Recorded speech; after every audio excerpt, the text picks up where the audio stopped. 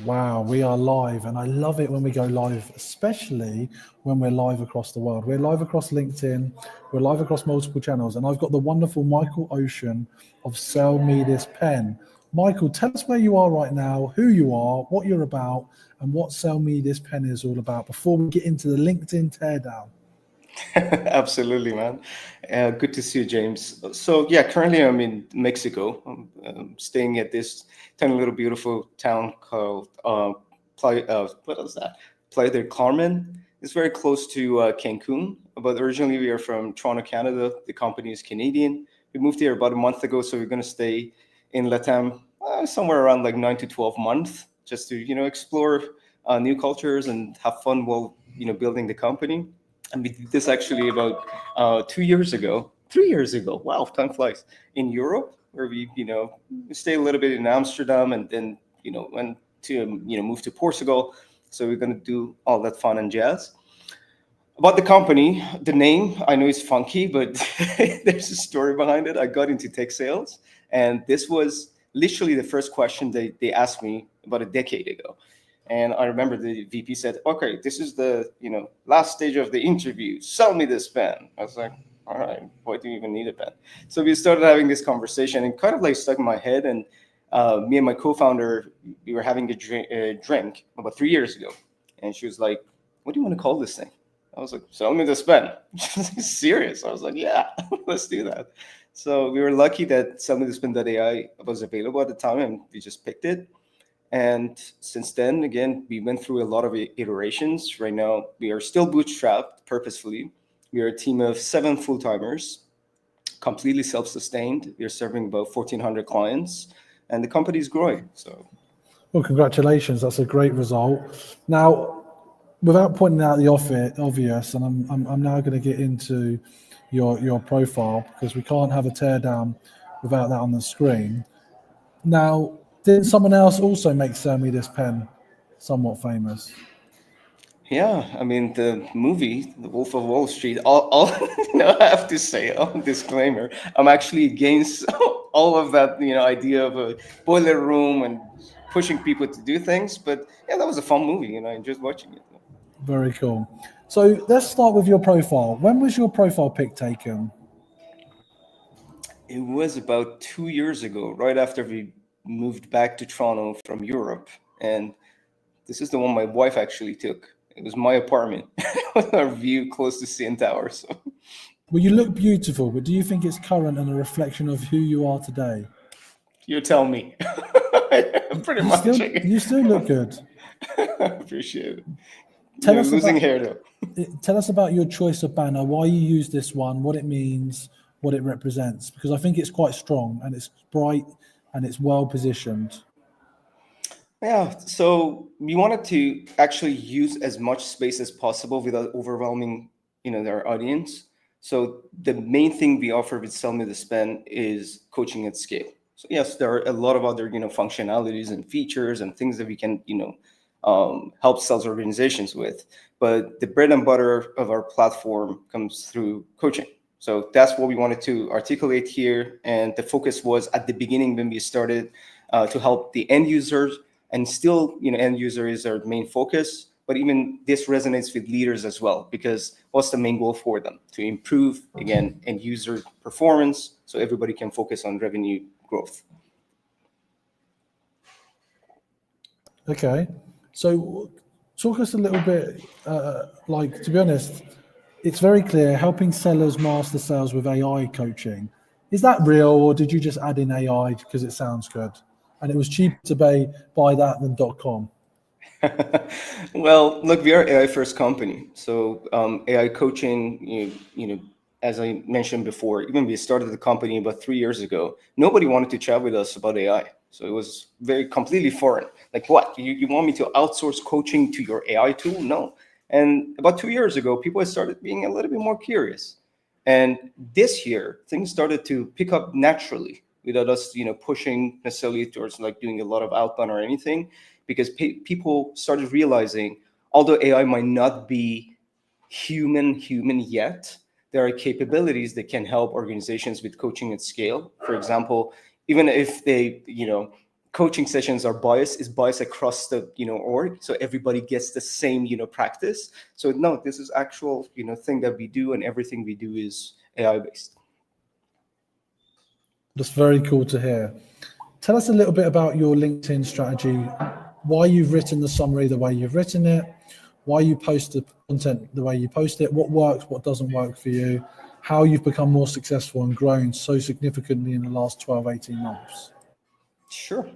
So again, I don't know even if it's correct or not. You're the expert. Tear it down. Let me know what we need to improve. But the summary is just a reflection of what I went through, and I wanted to make it simple, not too dramatic. But there were certain things. I've been a frontliner for the longest time. I still, for my own company, I'm the solo go-to-market person. Selling, doing everything, and I struggle with certain things. So coaching was always like very weird. It turned to pipe reviews, or training was really one size fit all. When it comes to CRM updates, yes, when you win, it's interesting just to put some notes, but it bugged me. So I wanted to tell the same story with simple language, and then talk about a value proposition for end user and the decision makers, and that's why I put it in the summary.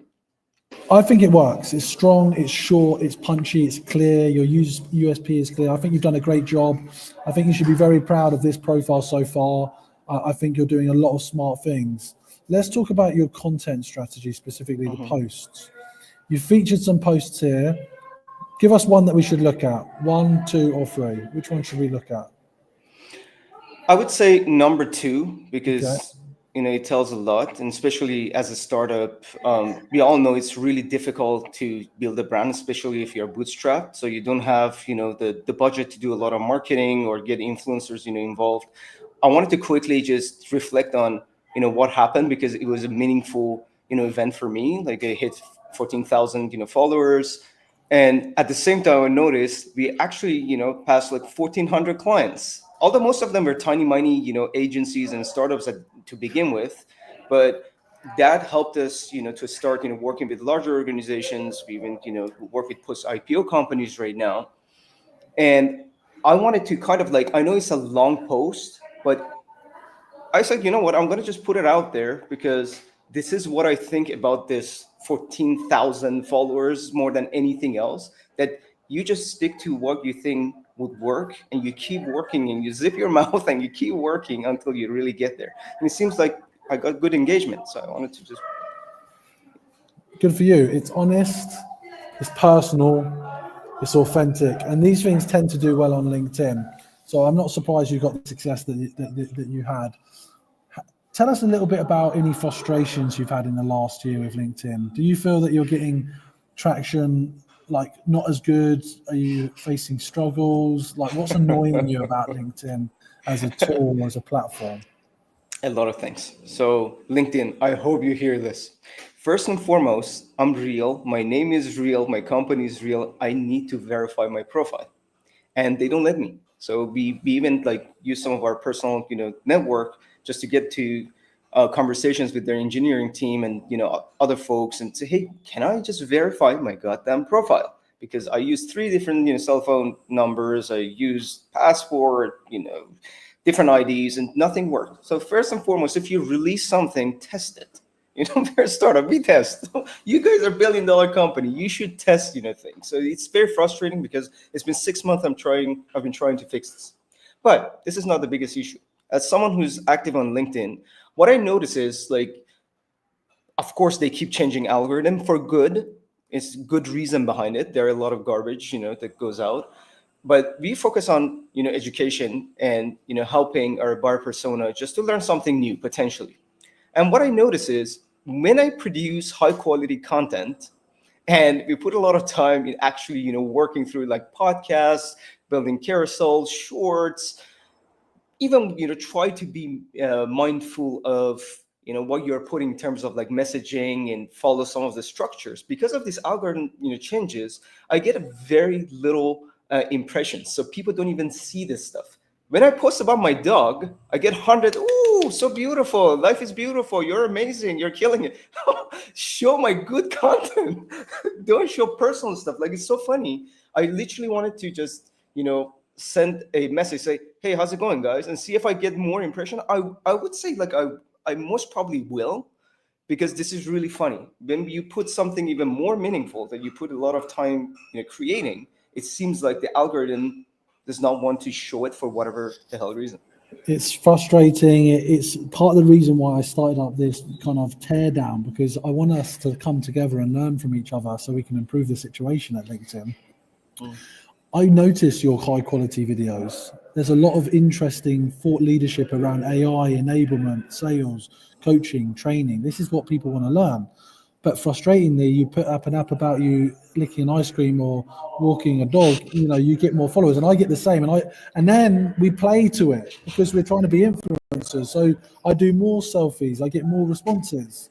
Yep. It's not a healthy use, and I think it's putting people off. And I don't think, even though they're trying to crack video, LinkedIn isn't a video native platform. So I think they're struggling right now. They're struggling. Okay, well, this is fascinating. I love the business. I love what you've achieved right now. I love that you're bootstrapped. I love that you're digital nomads. I love that you're going around the world. I love how open and honest you are. Just as we kind of come to the end of this conversation, why don't you tell us what are your goals when it comes to LinkedIn and your business for 2025 and beyond? Look, James, honest answer. I'm still trying to figure out. This is not the main source of lead for us. So obviously, as a business, as someone who's taking care of go-to-market, I would love to build repeatability from top of funnel standpoint. But so far, what I'm getting out of LinkedIn is mid-funnel value. So I have a lot of great enterprise opportunities in my pipe that requires a lot of attention, right? And the good thing is, because I build good relationship with multiple different stakeholders within those accounts, they follow me on LinkedIn. And what I notice is, when I push this content on LinkedIn, and sometimes I personally actually send it on a message when it's relevant. Hey, we were chatting about AI adoption the other day. If you remember, share this internally with your team. I think your CTO might actually get some value from this, or something relevant to their situation. That actually helped me already move some of these deals that were kind of like cold and dead in the mid-funnel, stage. So I would say there is still value with that, but it's through the network I built. Do I get new business out of it? Sometimes yes, but I don't have control over it. So give you an example.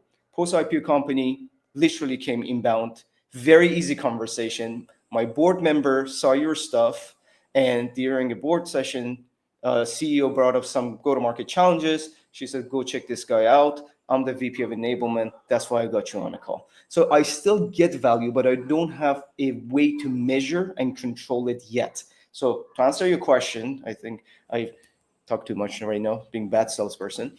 Next year, for 2025, I would like to see what actually works in terms of like educational content, whether it's really worth my time to do more, and can I build more repeatability around lead generation through LinkedIn, because honestly, I don't think I've been successful doing that, but it helped me mid-funnel. Super interesting, super honest as always. Michael, how can people connect with you then? LinkedIn. As long as they don't block my account. If not, then you can reach me out on michael@sellmethespend.ai. Happy to have a conversation. Amazing sharing these insights. Hold back, have a great day, and let's lock this down. You've been listening to the LinkedIn Teardown. This is James Ski. We've had Michael Ocean from Sell Me This Pen. Wonderful conversation. It's been a long time overdue. Check out the next episode coming up soon. Thanks.